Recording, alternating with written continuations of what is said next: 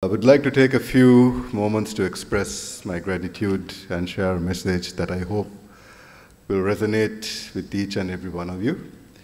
Today, I stand before you to discuss an important and pressing topic, achieving carbon net zero by the year 2050. As we know, Sri Lanka has given pledges to become carbon neutral by 2050, which means that the emissions from economic sectors will be reduced as per the NDC scenarios, and even beyond, while increasing the carbon sequestration.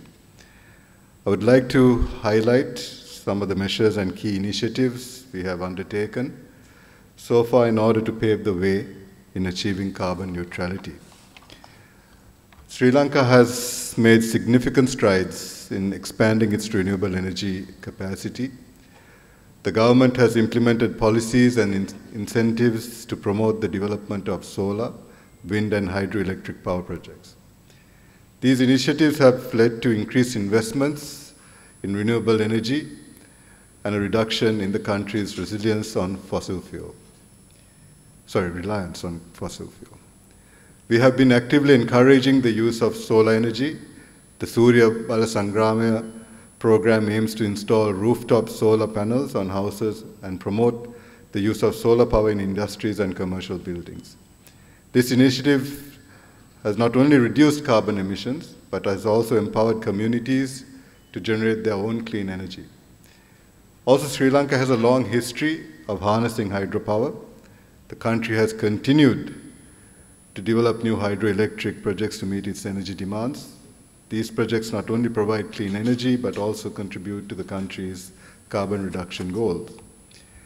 We have implemented various energy efficiency programs, such as Energy Efficiency Building Code of Sri Lanka, to reduce energy consumption and carbon emissions.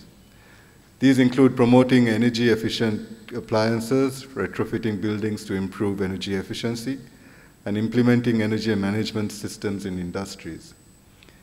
Sri Lanka has been promoting sustainable transportation options to reduce carbon emissions from the transport sector.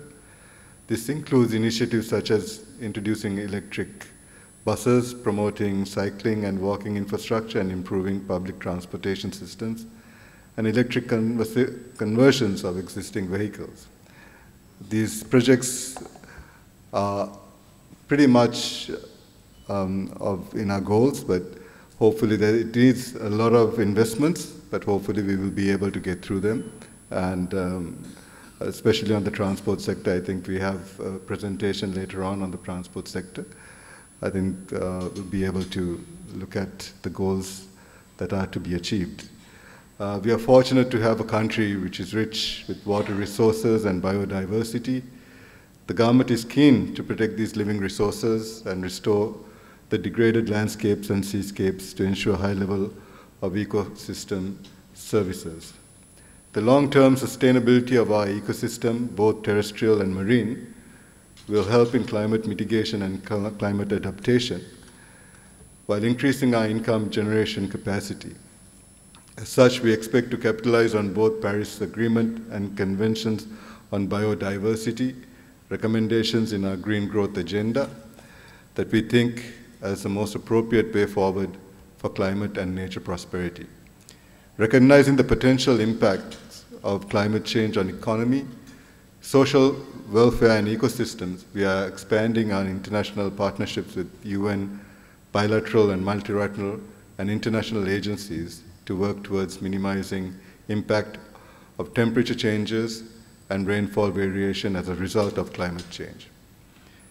We see new challenges due to temperature changes such as enhanced diseases and reduction in agriculture productivity.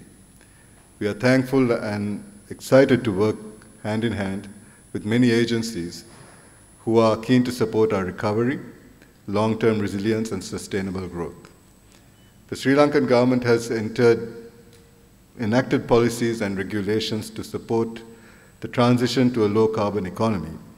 This includes setting renewable energy targets, implementing carbon pricing mechanisms, and promoting sustainable practices in various sectors.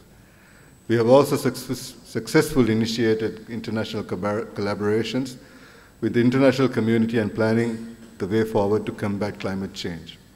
Recently published Climate Prosperity Plan of Sri Lanka is also a potential roadmap, which includes key projects such as climate resilient village, new renewable energy projects, and reforestation and forest conservation projects, with large international investments that can support more on Sri Lanka's climate change agenda.